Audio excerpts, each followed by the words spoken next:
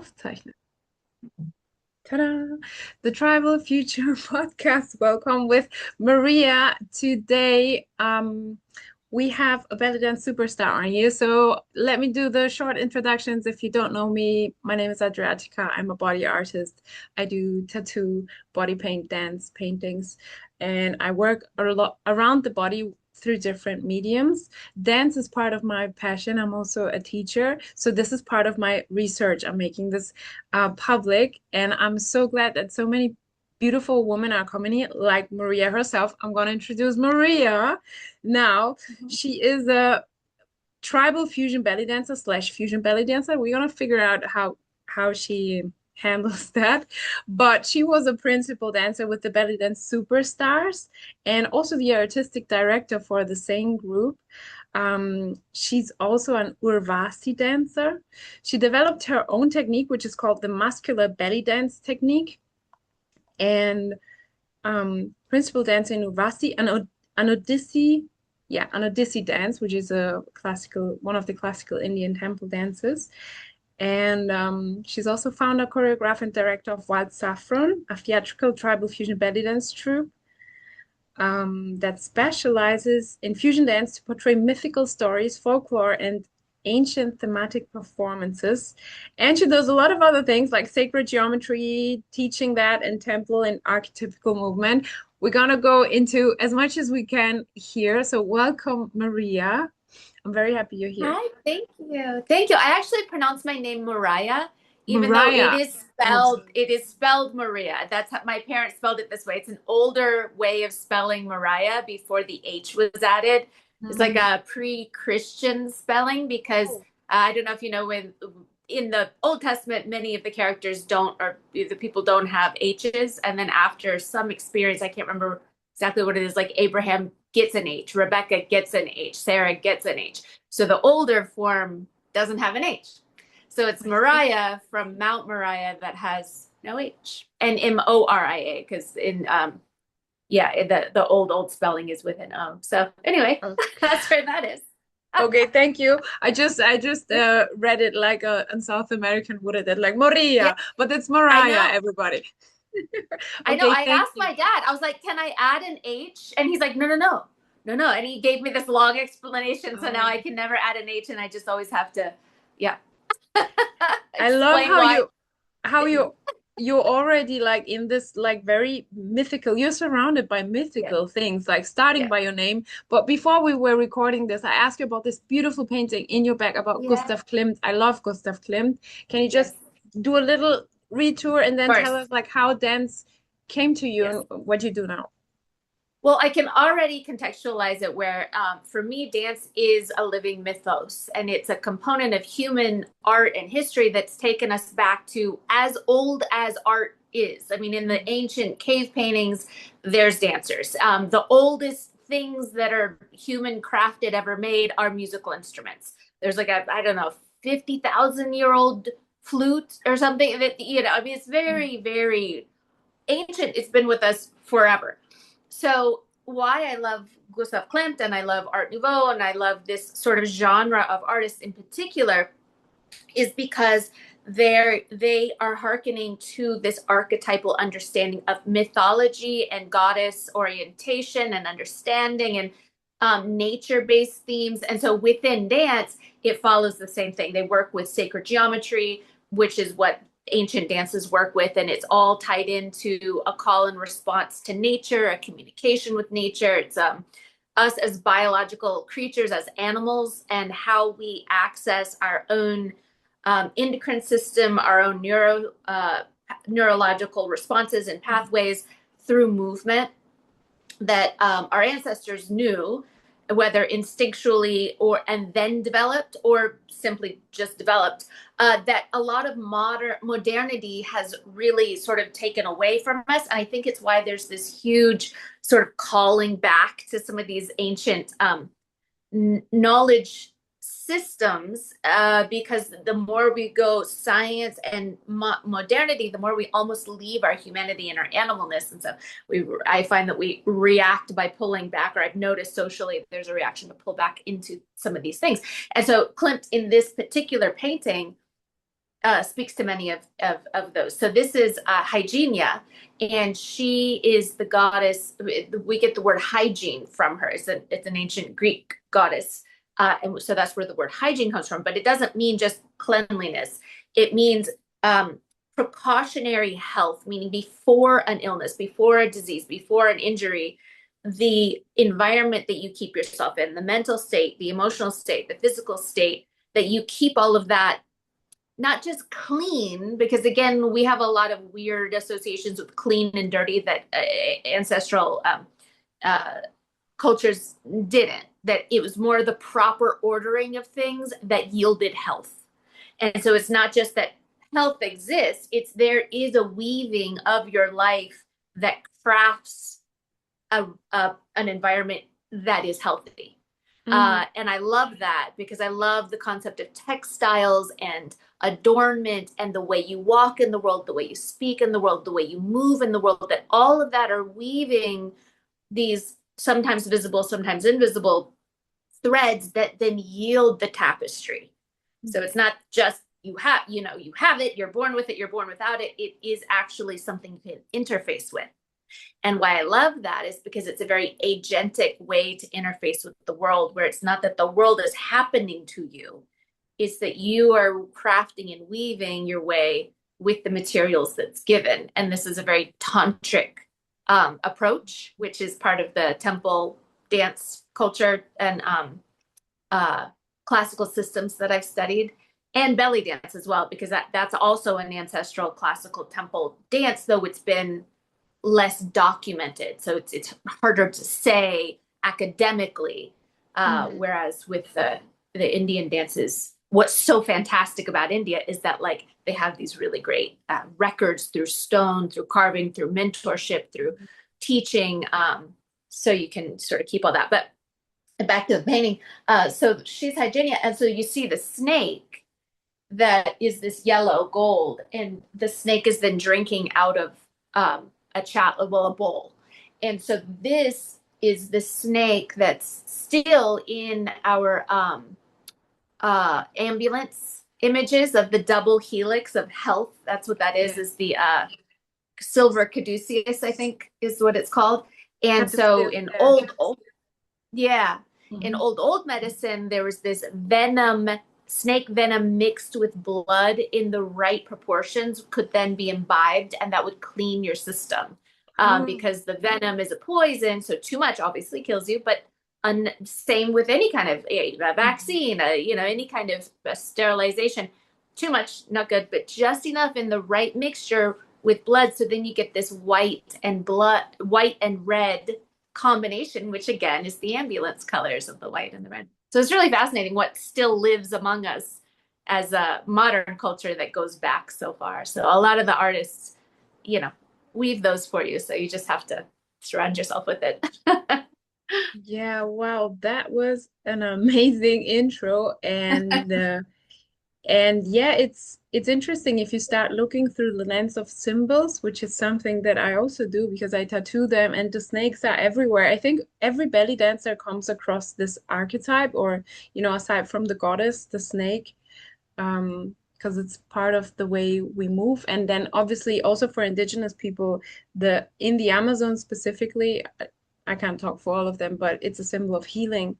It's always been. It's associated to ayahuasca, and so it's funny how the ancient symbols connect.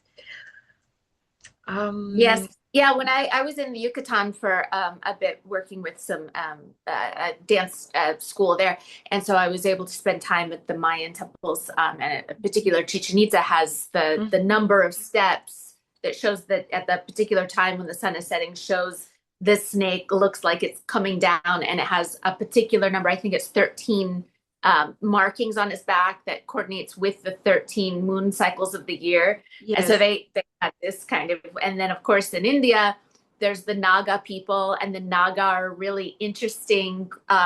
They're in the two most sacred texts with Hinduism is Ramayana and Mahabharata, and I believe it's in the Mahabharata. I might have to. They're both very long texts. They reference a lot the the Naga people that live under the river and will kind of come up. And so they're half snake, half half woman is where you see it a lot in the architecture in Cambodia as well. So all throughout Southeast Asia, there's this fantastic connection between the female body and the snake body. One of my favorite images are the winged women with the snake lower half, almost like a mermaid, where half the body is the tail and the other half is the female, and then she has wings. So this plumed serpent, which again is evocative of the Quetzalcoatl in Quetzalcoatl, old. yeah. Or Yeah. Kukulkan. Is it the same? Kukulkan and Quetzalcoatl? Oh boy, you're asking me something I'm not you know, sure. I'm I not sure, know. but I think that there is like a feathered serpent, and sometimes they Plumed call it serpent, yes. Quetzalcoatl, but I'm not sure if we have to double check that. We have to research this. Yes, I was just listening to a podcast on the Aztec, and they were referencing, and both these words were being used, but I can't now remember if these were separate or similar. I used to have an artist. I knew an artist who he was from there, and he used that name, so it really got stuck in my. He was a tattoo artist as well, and Yeah, they do crazy stuff with their body, which yeah, this yeah. hanging flesh Suspension.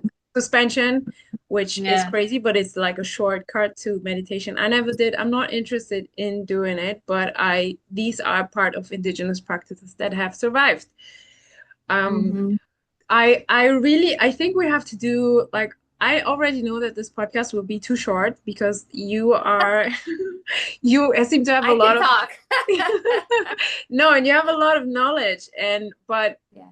maybe we can do a live talking about these, the Yeah, symbols and I'd things. love I to. would love to do Yeah, that. because But tattoo is also really, I mean, the art of the craft. I mean, I'm sure as you are a tattoo artist, they go back to some of the oldest bodies that have been, dug up on the planet from, Siberia, where a lot of the shamans were female and had very specific tattoos buried with male guardians, and there's every body, the ancient bodies that have been dug up from so long ago have tattoos. So it's a very much a part of um, being human.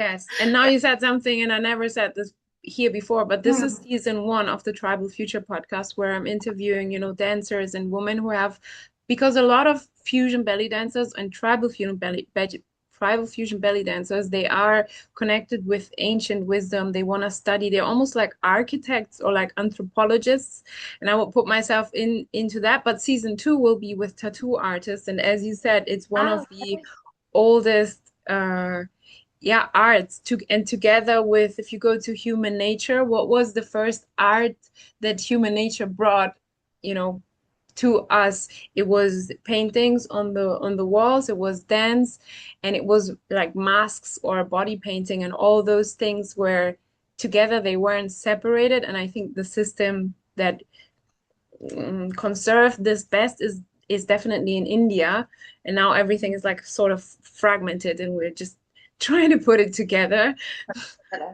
yeah. back together. Well, so yeah, one of the things that led me to India was I was doing belly dance, and I wanted to know, okay, where did it come from? Because there's all these, oh, it came from the Romani, it came from these people, it came from those people. Like, where did it come from? And there was some, I think it was the Lacho Drum, which, oh, I love that movie. That was Lachodram, the movie.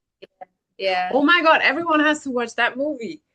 Yeah, Yes. no, it's fantastic. When I met the Gypsy Kings in Spain, it was like meeting a unicorn. Like I was like, oh, you're real? You're actual like people, because I just mythologized this movie so much. Oh, I loved it. So I went to India, and kind of what I came to was that the current, like the Calbelia, are too modern to have been the ancestors, and so it kind of, there's a dialogue there, but they're more cousins from an older grandmother kind of a culture. So it began this quest of looking for the oldest, or I thought origin at first, and then I thought, okay, links, and then I found throughout Southeast Asia, I studied dance like a linguist would study language, and you can find seed movements just like you would find seed sounds that then only exist within certain dance forms that let you know they're part of a collective, right? Like a kind of a family of languages.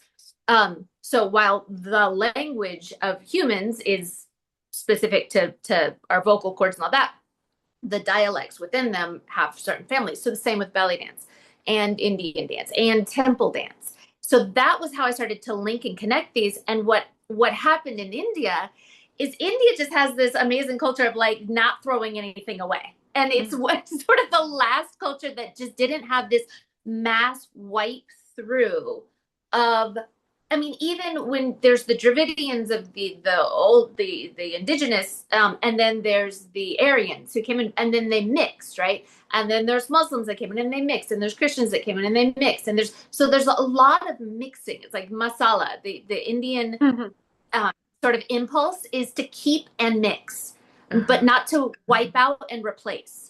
So if you're an anthropologist, if you're this kind of curious thinker and you want to go find something, you can go to India, and if you dig, I promise you will probably find some cousin of whatever topic it is you might be interested in, because India, like, just they don't throw it away. Now there's with modernity, that is the biggest threat. So traveling throughout Southeast Asia and a lot of these tribal communities, the biggest threat to archiving, practicing, continuing on is modernity. And this is, it's like the nothing in the never ending story. It's just blowing away these ancient empires by just technology. People have to go to work. They want air conditioning. They need a power plant. I mean, it becomes this cycle. And what are you going to tell people? No, don't get a car and a house and send your kids off to a, more earning of potential. I mean, of course, it's the human instinct to do this, but what you leave behind are these other elements that I'm hoping can be sort of discussed, preserved. I don't know, preserved is a weird word, but archived in a certain way, like, and I think our body is part of that archive, it has to be archived through this vessel.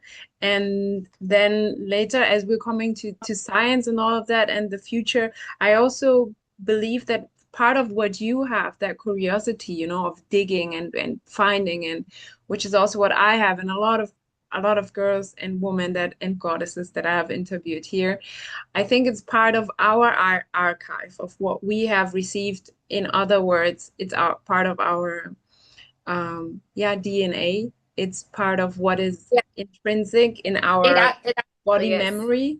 And then working, with ancestral wisdom and all of that. It's like really just digging and then remembering and hoping that it doesn't get lost. But I don't think that it can get lost. Just like energy transforms, it doesn't disappear. Right. Yeah. And so the reason I brought up that sort of tangent is because within that discussion, so we talk a lot about human civilization. Where was it begun? It was begun in the Crescent Valley, and then it traveled here. Like it was some message game that was like, we started it and then we told you. And like, that's absolutely not how that happened. It's, there were centers of populations, which now we know with Göbekli Tepe was not connected necessarily to agriculture, not necessarily, that there was still all of these things, but how that information traveled was like between two groups. There was trade. So we know trade, obviously the caravans, the trade, the nomads, the people crisscrossing. I mean, this is going on forever. One of the main things being traded along these times was dance, incense, and spices. And so we know about spice routes and trade routes and all that stuff. And we often, because of our modern mentality, think of trade routes as mercantilism. But these were ways of science being in how do you grow food? This was like the major important thing of how do you not die? How do you how do you know where to go get the animals? How do you do this? And so on some of the cave paintings, there's this image of hunters going out and a woman sitting with her legs splayed open and like an umbilical cord coming out, going towards the hunters and the animals. So she is at home around the fire with musicians and then sort of communicating both to the animal and to the hunters how to find each other or how to direct or how to sort of receive. And this, with the animals, it was thought of as this conversation. And so then when you killed and ate, you were taking in the energy then of the animal to then come live with the tribe. So it was just a different way of sort of approaching this. But the point is, dance was already part of that. So within temple dance, within the temple dance structure, one of the things why I'm so crazy about studying this is that the architecture is based on a sacred geometry. The body positions preserved within the sculptures are based on a certain geometry. Those movements have reference within other styles of this dance, this linguistic sort of dance form, and were intentionally traded and transmitted through the body because language is so diverse that if one clan comes to another clan and you don't speak the same language, how are you going to trade this information? Well, through dances, and that's how, because as we all know, you watch and follow, you watch and follow, you watch and follow, you do, and then your body starts to tell you why this is a good thing or the right thing or a positive thing or how you do. And so many of these old dances had elements of digging a hole in the earth with your heel and then walking in sort of these trance walks, and then another sister coming with like another mudra that is about giving seeds out onto the earth, and then another foot pattern can close that back up again. And then still in some African tribes, they'll go and bounce and jump on the earth, and they're saying we're telling the grass how high to grow. And they found that with drumming and foot beats, the seeds will break open at a certain time. So if you go do that at a certain time of the year, which because of your rock formations that are going to tell you when does this season begin, when does that season begin, when does that season, you can mark with the moons when do you go dance and where to wake up the seeds that you'd planted the last time you all got together. So it's really fascinating. And so I think you're correct in that these things are within us, within our bodies, within our DNA.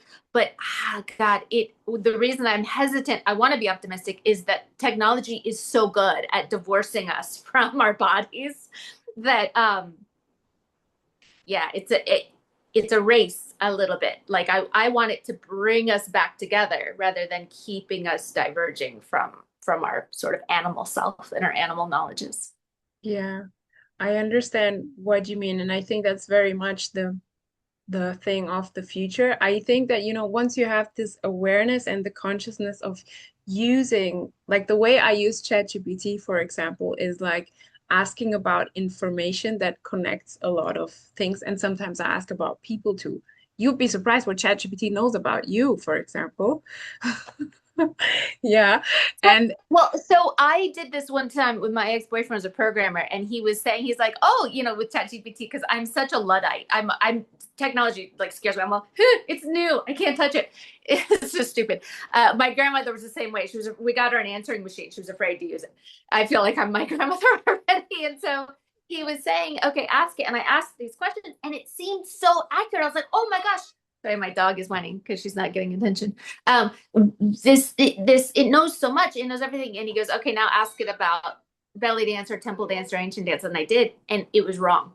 But it sounded so confident. If I didn't know better, I would think it was wrong. And I was like, oh, and he goes, never give it credit, because you think it's right because you don't know. But if you know and you ask it, it's the same confidence. yeah, Because it's only written. It's only what's written. yeah, And this is an argument I'll have with archivists, because I was in university. I mean, I have a degree and I studied archeology and anthropology and languages and dance and all these things. And I left. I didn't go for my PhD and all that because I saw the funneling in of what your research often is regurgitating what somebody else has already written. Mm-hmm. So it narrows and narrows and narrows. And then if it's field research, well, okay, you're often kind of a foreigner going in and judging an ecosystem you're not a part of, and you kind of can't be. So then it's like, all right, well, we'll ask somebody from within that tribe. Well, now you've got to already educate them into the way that you're thinking so that they can answer your questions, and that's already shifting things. So there's a difficulty there, and some of it's necessary, I understand, but I wanted a different approach to that because I was aware of Hmm. this regurgitation. And that's what Chat GPT, because it's all based on language models, which is written, not spoken. Hmm. It's not oral. And much of this stuff is oral history. Yeah. No, you're right. Like you're right. You touched on very like important points. I hope that, this podcast will stay for like the future. So exactly. So it's how you use it. First of all, it's a machine. It doesn't have a soul, so it doesn't have the access to memory like uh to a degree that a human has, but it's like it can be a help, it Oh can be yeah, like it's a a tool. help, like a compound to something that you already have or you already know. This is how I use it. Sometimes I Yeah. also don't know and I just ask to knowing, but I think that yeah, there is the danger of asking someone that if you don't know, it's going to tell you something very confidently and to believe it. So you still have to do your research, like as humans. But I okay, think we have always, 10 minutes. Just maybe could you tell us, because I didn't know that you're an archaeologist and an anthropologist. That's really interesing. Maybe just for the because we touched on a lot of points already that I usually ask. Forgot all the questions. But maybe tell us what your practice is, how you call the thing that you do in dance now.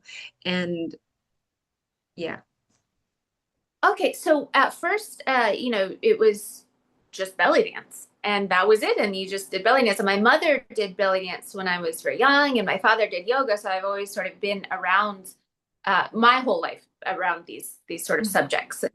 Um, um, then when the word, I think very soon when I became an adult, learned, oh, belly dance is a problematic word because it reduces the body to a belly, and it's this and and I thought, well, okay, but again, I don't know. It's not whatever. This is what I call it. I don't know what else to call it. That was kind of always the things like, okay, well, what else do you call it? And why are we afraid to call things by the belly? I think for me, the belly is the strongest center of us.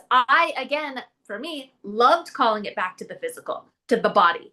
It's tantric, it's animal. Yes, it Yeah. is belly dance. Like the more I researched and thought about it, I was like, no, but it is literally from your center that it Hmm. radiates out. We are moving in circles. It's not ballet. It's not linear. You're not jumping out of the earth. You are sitting down into the earth and gyrating your belly, and things come out of it. Like that. It's like shaking a snow globe, and things dance. That's for me, that was. It's like no. The more I looked into it, the more I'm like, no, this is a perfect word. So then then there was tribal belly dance. And this made sense to me because the aesthetic was like, okay, now we're going back from the glitzy, the glamorous, the high heels, the Hollywood, that we're going what was before, right? And we're going into this concept of dancing with other dancers as a tribe, as a unit. And then what does that bring up for you? And how is that like, how does that shift and change? And especially in America, there was not these kinds of dances so much where just women got together and just danced together for each other. That wasn't it. There was the prima ballerina, and you all got sent to ballet class or tap dance class, or and I did too, and I loved it. So you could dance as a choreography, but it shifted, right? And so I had no problem with this word, because again, I was already interested in the tribal. At the time, it was called primitive, modern primitive. Like these were all the anthropological terms as well. It was in unison with what I was studying. I didn't see the problems with these. Then later, when it was like, okay, now we're going to be soloists as tribal dancers. Oh, what is that? Okay, tribal fusion belly dance. Okay, now we're fusing. Now we're blending. Well, belly dance and rock sharky have always been a fusion. Dance has always been a fusion. So, okay, but I get we need these words because now we have to distinguish between, what at the time was being called cabaret or oriental, or, and then there's all the words, the problematic with those. Well, cabaret is that, and then oriental is this. So, okay, rock sharky. Okay, but I'm not doing rock sharky. So, like, what am I supposed to call? That seems offensive to me, or mislabeling to say I'm a rock sharky dance. No. Okay, so then it goes forward, and on my own before things really started to take off as far as arguments over these words were heating. It was kind of slowly heating, and I'm off in like a cow pasture in India studying. I don't even know that these arguments are happening. I'm off like walking around the temples in Cambodia and, ending up in hospitals in China. And oh my God, and almost getting kidnapped. I have so many stories. That's another podcast. Anyway, so I'm just focused on my work, and I'm seeing more and more. What I want to do is this temple fusion, but in my mind, I'm just reuniting cousins. That's what I think. I think I'm filling in gaps that I felt were sort of missing. Like in belly dance, there's very little footwork that's not ballet or modern being introduced. And so then when you kind of go back and you're like, okay, but there's this footwork and then there's that footwork but it was still, so then within Indian dance, there's so much footwork and hand and mudras and meaning and eyes and all of that, but there's no hip work. How can there be no hip work? I'm looking at these statues that are all boobs and hips. And I'm like, so like they didn't move them? Like what? And then I found, well, there's a reason for that. And it's a very modern reason. It was intentionally removed. From the temple dances in the last like 50 to 70 years. It's not even that old that it's been removed. And I know that because my teacher in Odissi temple dance is 81 now and was there when it was removed and interviewed the people who were intentionally removing it. And they explained why. And again, that's kind of another podcast. But so then I thought, okay, well, what if you put it back, right? What would that look like? And so everything just kind of became an experiment of, well, what if you put it back? And then when you go over to the Cambodian, Thai, Vietnamese dances, because all of that was like one greater sort of India. I mean, a lot of the temples are Hindu. The dance moves are very similar. They go very slow. Mm-hmm. So with Odissi, it was fast. Bharatanatyam was fast. Everything's fast. Mm-hmm. And it's like, what if it's slow? And then now I've just this obsession with slow temple dance. It's like, I love it. And then Javanese dance is so slow. So all these trade routes were going through there. So then I realized, okay, I'm doing fusion. Am I doing tribal fusion? Because then in Southeast Asia, the distinction is between temple or classical and tribal, which is folk. Mm-hmm. So they have their own division of this word. And it was like, what I would ask people, I get a range of, well, folk or tribal is hips. You use hips. I'm like, okay, well, I'm using hips, so tribal fusion can still work. So tribal fusion temple belly dance. My God, how long is this? How long is this word going to get? Right. And at some point I was just like, this is ridiculous. I'm a fusion artist. But then again, well, what are you fusing? And it gets so like wild. And then you can end up going down these solipsistic arguments of words. And it's like, wait, but we're dancers. The whole point of dance is that you don't need to get into these arguments about words, just the movement. Let's share the movement. Though I do understand categories, I wish it were more represented on a spectrum. Like, let's have, if you want to put belly dance over here and then ballet over here, which is kind of how I personally, because one is very linear based and one is very curvature based. And so then somewhere within that, dances will arrive and they've got more lines or more curves. And you can sort of go along those. And in this country, it's called this. And in this language, it's called that. And in this language, it's called that. And we just sort of let that be. You could talk about the problematic aspects, about be careful not to reduce the entire dance form to just the belly. Great. But I don't, for me, feel shame in the word belly dance or tribal, because globally, I know a myriad of meanings that those words are, and it feels representative of what we are doing as artists. And fusion, of course, temple, of course.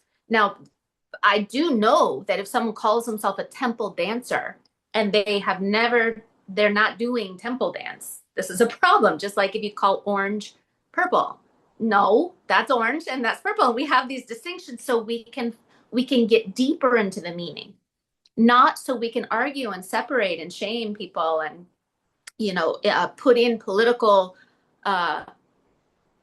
manipulations instead of trying to just get to the understanding of a thing. Mm-hmm. So that's sort of my take on it, is that in the US, we are such, oh boy, So cultural. 1 minute, you're gonna get, I'll get cut off. yes, we don't want to get cut off, but can you conclude your, so you don't have a problem with tribal or with belly dance and you feel identified with it, but as an anthropologist, that makes sense. The problem is, I think, when people call it that and they don't study it to the profoundness that you did, maybe, or that one a person Right. that calls their dance that should do, maybe. Well, But so for that, I would say, and I can say it very quickly, that we all have to start somewhere. So we all start with we don't know, and we call it a word, and we don't know the depth of it. So as long as you're still learning, I am behind you. It's mhm. people who stop and they get really rigid, and they're like, this, and that's what I do, and that's it, and that's it. That's where I'm like, okay, come on. And you